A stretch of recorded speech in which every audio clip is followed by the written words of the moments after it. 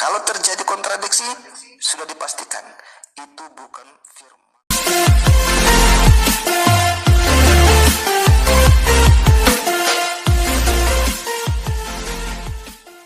Ya, shalom teman-teman semua dimanapun kita berada pada saat ini. Kiranya kita tetap berada dalam keadaan sehat dan apapun yang merupakan aktivitas kita sepanjang hari ini, kiranya Tuhan Yesus memberkati. Dan kembali berjumpa lagi di channel kita ini, yaitu Zemayan Yasin. Terima kasih buat teman-teman semua dan para sahabat yang sudah mendukung perkembangan channel ini dengan setia, dan kiranya kita tetap menggunakannya untuk menjadi berkat bagi semua orang.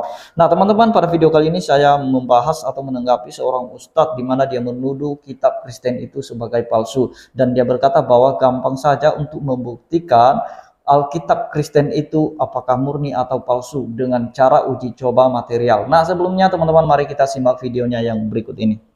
Temanya adalah Bible atau Injil ini asli atau dipalsukan.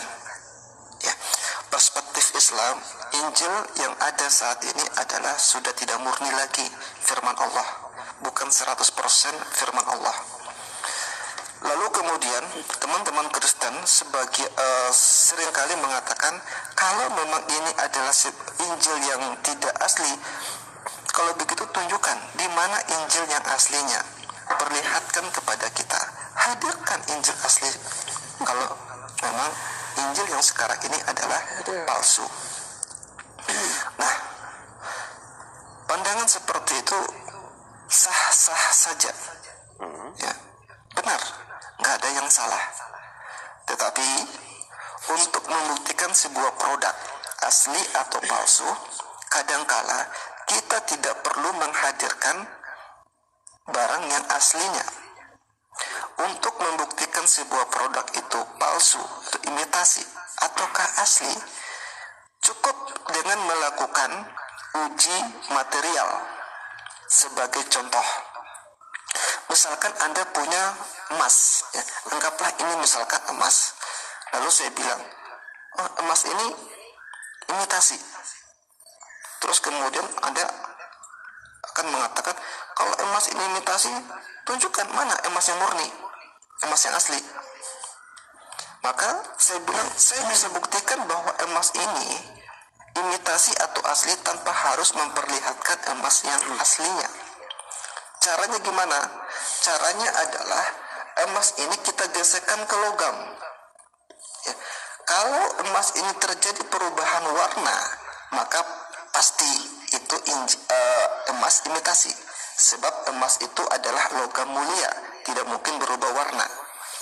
Atau misalkan kita teteskan asam, ya, kalau terjadi reaksi dan perubahan warna, maka dipastikan emas ini imitasi, bukan asli.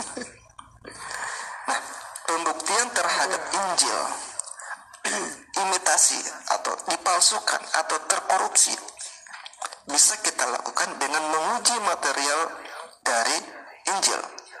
Caranya salah satu adalah melihat apakah ada ayat-ayat yang kontradiksi di dalamnya. Sebab firman Allah tidak mungkin ada kontradiksi. Kalau terjadi kontradiksi, sudah dipastikan itu bukan firman. Nah teman-teman, pada video kali ini saya menanggapinya dan saya memberikan jawaban yang singkat dengan sederhana. Nah teman-teman, kalau dia berkata bahwa cara membuktikan Alkitab itu palsu atau asli cukup dengan melihat ayatnya, apakah kontradiksi atau tidak, bertentangan atau tidak. Nah saya mau katakan bahwa ustadz ini secara tidak langsung dia sedang menyindir kitab sucinya sendiri, karena di dalam kitab sucinya sendiri terdapat ayat-ayat yang kontradiksi, yang bertentangan. Contoh teman-teman ya, saya memberikan contoh dan mudah-mudahan ustadz ini atau orang ini bisa mendengar apa yang saya sampaikan. Nah di dalam surah Maryam 33 atau ayat 33, di sana dikatakan bahwa Isa itu lahir, wafat, dan diangkat. Tiga itu, lahir, wafat, dan diangkat. Sedangkan di ayat yang lain mengatakan bahwa Isa itu tidak pernah wafat atau tidak pernah mati, karena diserupakan dengan orang lain. Bertentangan tidak teman-teman? Nah, sangat bertentangan sekali. tetapi biarlah mereka yang memberikan penjelasan mengenai hal itu. Karena kalau kita tanya pasti ada jawaban dari pihak mereka dengan alasan-alasan tertentu ya. Nah, demikian kita kalau misalnya ada tuduhan seperti ini, tentu saja kita punya alasan-alasan tertentu untuk memberikan jawaban kepada mereka. Alkitab Kristen itu adalah Alkitab yang memang murni dan teruji keotentikannya. Saya mau katakan bahwa tidak ada manuskrip yang lebih banyak selain naskah Alkitab, selain manuskrip Alkitab Kristen. Nah, kitab manapun di dunia ini tidak ada yang menandingi banyaknya manuskrip kitab Kristen. Nah, kalau dia hanya menuduh dengan satu tuduhan mengatakan bahwa ada kontradiksi di dalam Bible dan itu cukup kita katakan sebagai palsu atau tidak otentik lagi, maka perlu diperbaiki cara memahaminya. Mungkin salah untuk melihat ayat-ayat tersebut yang mungkin dia baca ya. Nah, teman-teman, saya mau katakan bahwa di dalam Alkitab itu yang mereka anggap kontradiksi itu mungkin ayat-ayat yang mengatakan Yesus sebagai manusia dan ada ayat-ayat yang mengatakan Yesus sebagai Tuhan. Dan mereka kutip ayat yang mengatakan Yesus sebagai manusia dan mereka pertentangkan dengan ayat yang mengatakan Yesus sebagai Tuhan. Nah, padahal sama sekali itu tidak bertentangan karena memang Yesus adalah Tuhan dan juga dia adalah manusia seutuhnya. Jadi tidak ada yang kontradiksi dalam Alkitab. Kalau misalnya ada agama lain atau oknum-oknum yang lain atau para polemikus muslim yang melihat ada kontradiksi, maka bukan Alkitabnya yang salah, bukan ayatnya yang salah, bukan kalimatnya yang kontradiksi atau ayatnya, melainkan pikiran mereka yang sangat menentang sekali firman Tuhan. Nah, jadi ada yang melatar belakangin kenapa orang selalu menuduh kitab suci Kristen itu sebagai palsu. Yang pertama karena memang tidak percaya mereka dengan Injil atau tidak percaya mereka dengan kitab suci Kristen. Karena memang itu bukan keyakinan mereka. Sekalipun itu mungkin saja ada kalangan-kalangan Kristen seperti kalangan liberal ya. Mereka tidak mengakui Alkitab itu sepenuhnya firman Tuhan. Nah, jadi bukan hanya sekarang ini muncul tuduhan-tuduhan seperti ini. Karena sudah berabad-abad muncul tuduhan-tuduhan seperti itu mengatakan bahwa kitab Kristen itu atau Injil Kristen itu sudah dipalsukan.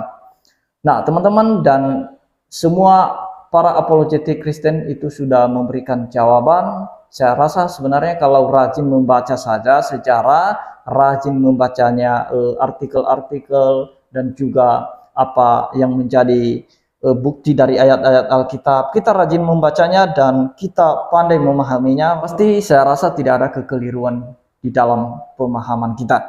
Karena sudah teruji keotentikan Alkitab teman-teman, dan itu kalau misalnya manuskrip-manuskrip yang lama itu sudah dilakukan uji karbon dan itu sudah teruji semua. Sampai sekarang manuskrip yang terkenal itu masih ada di museum-museum. Jadi tidak ada yang bisa kita anggap, oh tidak ada buktinya bahwa Alkitab itu asli, otentik. Ada buktinya. Nah, ada buktinya bahwa Injil itu benar-benar murni. Bukan hanya bukti sejarahnya, bukti arkeologinya juga. Jadi uji karbonnya juga, naskah-naskahnya, perkamennya, itu sudah diuji. Jadi kalau hanya dia berdasarkan pada ayat-ayat yang kontradiksi, maka cukup dia harus benar-benar baca ulang ayat Alkitab, lihat alur ceritanya bagaimana, maka saya rasa tidak ada yang bertentangan, tidak ada yang kontradiksi, hanya saja pikirannya yang bertentangan melawan kebenaran firman itu. Nah, jadi saya mau katakan bahwa Ustadz ini memang secara tidak langsung dia menyindir kitab sucinya sendiri ya. Karena memang di kitabnya sendiri ada kontradiksi. Nah, dia tidak melihat itu, dia sibuk mengurus kitab orang lain. Nah, ada banyak polemikus muslim menuduh, oh kitab suci Kristen itu sudah dipalsukan, bukan asli. Kalau kita minta yang aslinya, ya alasannya ya seperti ini. Nggak usah kita bawa aslinya, nggak perlu. Cukup uji coba material aja. seperti kita menguji emas, itu kan konyol. Nah, konyol, tidak seperti itu dalam menguji Alkitab, apalagi teksnya. Nah, tidak demikian. Jadi perlu bukti sejarah historisnya dan juga teologisnya dan juga bagaimana uji-uji karbonnya itu. Nah, teman-teman, itu yang mau saya sampaikan. Saya menanggapi ini secara singkat saja karena memang udah banyak ditanggapi sebenarnya oleh saudara-saudara kita apologetik Kristen, dan biarlah kiranya kita tetap mempercayai kitab suci kita bahwa memang Alkitab yang kita pegang saat ini adalah asli. Nah, kalau masalah terjemahannya diterjemahkan di berbagai versi yang lain, itu tidak masalah. Kenapa diterjemahkan di berbagai bahasa? Supaya seluruh dunia, seluruh bangsa, seluruh suku bangsa itu bisa mengerti isinya, bisa memahami isinya. Nah, setelah mengerti isinya lewat terjemahan itu, memahami isinya, maka disitulah muncul iman kita ketika kita sudah mengerti. Jadi kita bukan hanya asal percaya, asal sudah beriman tanpa kita mengerti. Jadi tidak bisa dipisahkan antara pengertian dengan iman. Karena tidak mungkin kita percaya sesuatu kalau kita tidak mengerti sesuatu. Nah, sebenarnya itu yang mau saya sampaikan pada video kali ini, teman-teman. Dan kiranya Tuhan Yesus memberkati kita semua. Shalom.